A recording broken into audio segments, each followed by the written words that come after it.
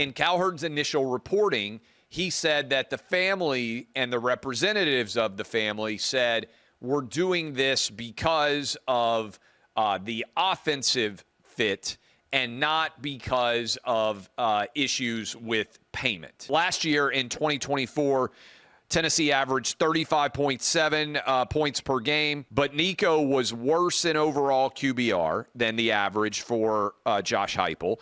He was much worse in touchdowns. He was much worse in yards passing, and he was lower in quarterback rating, also lower in yards per pass attempt and yards per completion. Is that a sign that Josh Heupel's offense suddenly became not good? I think this is going to be a disaster for Nico. I really do. And I think it's going to turn into one of the, assuming this deal gets done with UCLA, he's going to take less money, certainly less guaranteed money. They may try to do some incentive-laden contract. He's going to have a much less talented offense.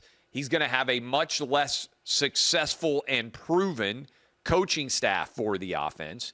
He's going to have a fan base that is oftentimes disinterested. It's hard for them to fill up the Rose Bowl compared to sellout games every single opponent in Neyland. And he's going to be playing with a inferior overall environment. That's the worst possible situation. It's one thing to go to a better environment, take less money because you like the opportunity that you might have there. He has just failed on every level, and I actually feel sorry for him.